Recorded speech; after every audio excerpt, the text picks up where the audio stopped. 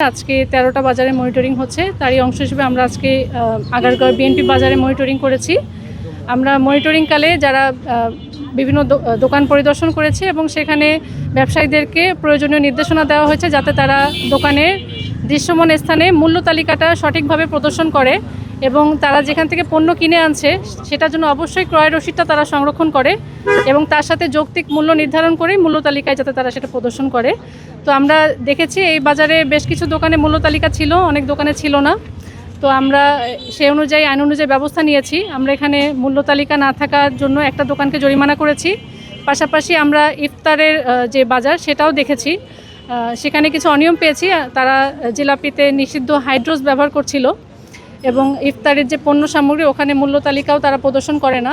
তো সেই অপরাধটা আমলে নিয়ে আমরা তাকে একটা প্রতিষ্ঠানকে 5,000 টাকা জরিমানা আরোপ করেছি এবং সব ব্যবসা প্রতিষ্ঠানকেই সার্বিকভাবে নির্দেশনা দেওয়া হয়েছে যাতে তারা মূল্য তালিকাটা সঠিকভাবে প্রদর্শন করে।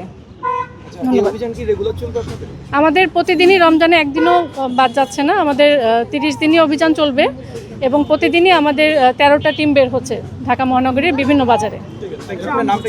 অভিযান পরিচালনা করে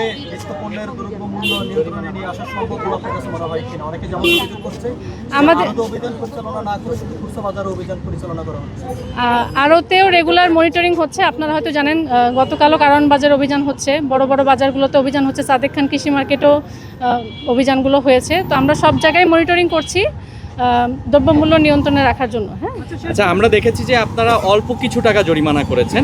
তো একই কাজ যদি আবার কোনো এই ধরনের অপরাধ যদি আবার কোনো দোকানদার করে থাকে সেক্ষেত্রে জরিমানার পরিমাণটা বাড়াবেন কিনা বা আরও কঠোর কোনো ব্যবস্থা নেবেন কিনা?